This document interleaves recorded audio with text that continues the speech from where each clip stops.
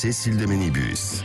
7h45, c'est le petit déjeuner politique de Gilles Plattret, qui est maire de Chalon-sur-Saône, vice-président des Républicains et candidat au régional en Bourgogne et Franche-Comté. Oui, bonjour Gilles Plattret. Bonjour. Paris n'est pas une capitale exemplaire, zone écarlate. Est-ce que vous approuvez, vous, la fermeture des bars à partir de demain, a priori, qui devrait être annoncée? J'aimerais pas être restaurateur ou barman en ce moment. Je comprends qu'il faille prendre des mesures. D'un autre côté, tant qu'on maintiendra, excusez-moi de le dire aussi brutalement, les transports en commun aux heures de pointe, je pense qu'on se contaminera plus dans le métro qu'on peut se contaminer à la terrasse d'un café. C'est une vraie question quand même aujourd'hui. Ouais. On cible une profession, on l'ostracise un petit peu, elle réagit et c'est normal. D'un autre côté, on ne peut pas ne rien faire, mais honnêtement, est-ce que c'est la seule cible pour réduire l'épidémie? C'est quand même une vraie question et je pense qu'elle mérite d'être posée. Oui, mais on risque même d'aller plus loin. Vous avez vu, au Québec, par exemple, ils interdisent les rassemblements de plus de 2-3 personnes. On ne peut plus inviter d'amis chez soi. Et c'est peut-être ce qui va venir en France. Écoutez, moi je pense en tout cas qu'il faut éviter une chose absolue, c'est le reconfinement. Je vais vous dire pourquoi. Parce que ça traîne aussi dans les discours, on l'entend parfois. Moi je vois ce qui s'est passé lorsqu'on a confiné la première fois. Vous avez des personnes seules qui se sont retrouvées complètement isolées, qui se sont mises en danger. Pas forcément que des personnes âgées d'ailleurs. Et il y a un coût social qui va être terrible. Donc il faut à tout craint, en tout cas, éviter le reconfinement. Prendre des mesures, c'est nécessaire, à condition de ne pas cibler une profession plutôt qu'une autre. Tout simplement. Oui, parce qu'on parle souvent des grandes métropoles. On a parlé beaucoup de Marseille, là c'est Paris, Toulouse, Lyon, etc. Mais vous, comment on le vit dans votre ville, vous, par exemple, de Chalon? Écoutez, moi je trouve que la population est extraordinairement disciplinée. Enfin, les gens portent le masque. J'ai pris un arrêté sur le port du masque dès la fin du mois d'août pour être vraiment en amont, en tout cas dans les zones où il y avait potentiellement plus de monde, les zones commerçantes du centre-ville. C'est très bien respecté, honnêtement. Sur les terrasses de café, moi je trouve que les patrons font leur boulot. Alors on a toujours des exceptions évidemment, et on passe quand même pour regarder un petit peu les choses. Autour d'une table où il doit y avoir 5-6 personnes, bien on sûr. se retrouve à 10-12. Mais c'est normal. Pour autant, je vous dis que c'est globalement très bien respecté. Donc je pense qu'il faut rester évidemment ferme sur le protocole à l'intérieur des établissements, mais tout faire autant qu'il est possible pour ne pas les fermer, parce que ça c'est la catastrophe. Est-ce qu'il y a une meilleure coordination, concertation avec le terrain? Je pense que les cris légitimes des élus marseillais après les dernières mesures, vous avez suivi ça, lorsque tout était tombé du gouvernement sans concertation préalable, ont amené les préfets à faire un petit peu plus attention. Voilà, donc il y a un peu de concertation, c'est quand même bien le moins. Pour autant, on est quand même, disons-le clairement, depuis des mois sur une absence complète de cap. On va à droite, on va à gauche, on revient en arrière. Et ça, je pense que même si la situation n'est pas simple à gérer, je l'entends parfaitement du côté du gouvernement. Pour autant, aujourd'hui, quels sont les Français dans leur ville, dans leur département, qui sont capables de dire avec certitude ce qu'ils ont le droit de faire et de ne pas faire? Le message a été complètement brouillé par absence de cap et finalement on met les gens en danger parce qu'il y a une incertitude généralisée sur les mesures à prendre. Oui, alors Gilles Plattret, en tant que maire LR, vous avez été aussi très engagé sur les questions de la laïcité, en interdisant par exemple le premier, les menus de substitution du porc à la cantine. Est-ce que vous avez été convaincu par le discours d'Emmanuel Macron sur le séparatisme vendredi? Les séparatismes, non. Puisque visiblement. Non. Et je m'étonne que certains de mes amis l'aient été aussi subitement. Oui, parce que j'ai entendu des... Oui, mais moi aussi. J'ai entendu des gens des Républicains qui disent oui. Oui, j'ai même... Alors, on parle des Républicains. On a entendu un ancien Premier ministre socialiste, M. Valls, dire qu'enfin M. Macron avait trouvé le bon chemin. On a entendu un responsable éminent du Rassemblement national, M. Collard, qui était à 2 doigts d'adhérer En Marche parce qu'il trouvait que les mesures étaient géniales. Je pense qu'il y a une illusion. M. Macron est un hypnotiseur et il a hypnotisé une partie de la classe politique. Quand vous déconstruisez son discours, j'ai passé mon week-end, non pas avec M. Macron, mais en tout cas avec le texte de M. Macron. C'est toujours intéressant de regarder le texte et pas simplement de regarder les images à la télé, parce que vous ne retenez avec les yeux, quand vous êtes sur un écran, qu'une partie de ce qui est dit. Il rassure tout le monde avec des mesures assez emblématiques. On va interdire les menus confessionnels dans certaines communes, c'est-à-dire les menus halal, disons-le comme ils sont. On va interdire que les piscines soient réservées à certains créneaux horaires aux seules femmes, etc., etc. Donc ça, c'est la partie rassurante. Et puis il y a la 4e partie du discours qui en fait rien moins que l'adaptation de la République à une religion qui s'appelle l'islam. Il veut promouvoir l'enseignement de l'arabe à l'école. Il veut que, par délégation de service public, le Conseil français du culte musulman certifie les imams sur le territoire. Enfin, on est en train de complètement mettre sous le tapis la loi de 1905 sur la laïcité qui interdisait à l'État de toucher à leur religion. Monsieur Macron dit, même s'il essaye de s'en défendre, mais c'est très clair dans son discours, Monsieur Macron dit, il faut que l'État organise l'islam. C'est pas son boulot. C'est pas son boulot. Bah oui, mais est-ce que ça ne part pas d'un bon sentiment en voulant contrôler le développement de cette religion et puis en contrôlant, par exemple, le financement aussi des mosquées? Le principe de la laïcité, ça n'est pas d'organiser les religions à leur place. C'est d'être une digue contre l'empiètement de la religion sur l'espace public. En disant, vous savez très bien que la loi de 1905 ne dit pas nous reconnaissons les religions, c'est la loi, la République ne reconnaît ni ne salarie aucun culte. Donc aujourd'hui, on est en train de reconnaître une religion, de l'institutionnaliser. Je ne dis pas qu'il ne faut pas surveiller les financements, mais qu'on fasse de la surveillance, qu'on ne fasse pas de l'organisation. Monsieur Macron va beaucoup trop loin, c'est même un projet de société. Ce n'est pas qu'un projet d'organisation de la religion islam, c'est ancrer l'islam dans la vie quotidienne des Français et notamment par l'enseignement de l'arabe à l'école. Alors l'enseignement de l'arabe à l'école, visiblement, selon le ministre de l'Intérieur, ça doit permettre de lutter contre l'islamisme radical. Ouais, c'est génial. En fait, on est en train simplement d'imposer dans notre culture l'apprentissage spécifique d'une langue, d'ailleurs comme si l'arabe était la seule langue de l'islam, parce qu'il y en a d'autres.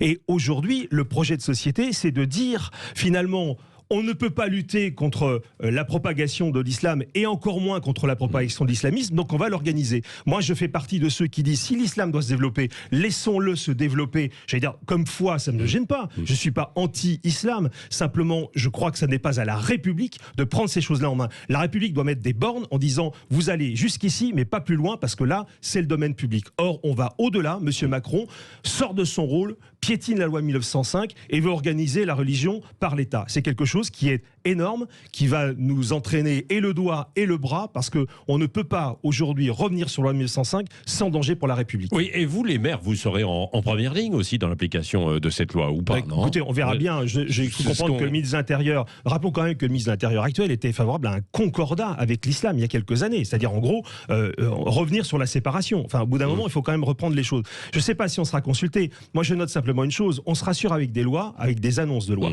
Regardez la loi qui interdit le voile intégral en France.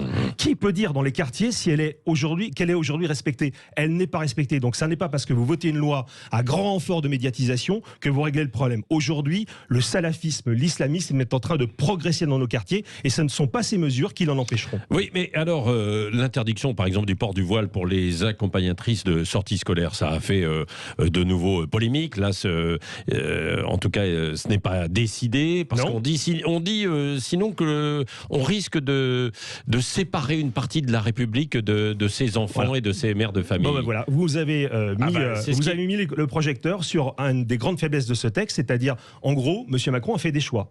Il interdit certaines choses, mais pas d'autres. Les accompagnatrices scolaires pourront toujours être voilées, alors qu'elles accomplissent une mission de service public et qu'elles amènent un signe religieux dans l'école ou dans la sortie périscolaire qui dépend de la pédagogie. Les étudiantes pourront continuer d'être voilées à l'université. On a 100 mosquées salafistes. Est-ce que M. Macron nous a dit qu'il allait les fermer? Non. On a 3400 étrangers convaincus de radicalisation. Est-ce qu'il a dit qu'il allait les expulser? Non. On pourrait multiplier les choses comme ça. Donc en fait, on a fait du cosmétique. Ça plaît à une partie de la classe politique. Visiblement, il a réussi son but, mais ça ne réglera pas le problème de l'islamisme en France. Gilles Plattret, le port du voile, ce n'est pas forcément uniquement pour les salafistes. Il y a des musulmans modérés qui veulent porter le voile. Mais je l'entends. Simplement, dans le cadre d'un service public, s'il y a une visée prosélyte, pourquoi est-ce qu'on interdit aux enfants, par exemple, de porter le voile au collège?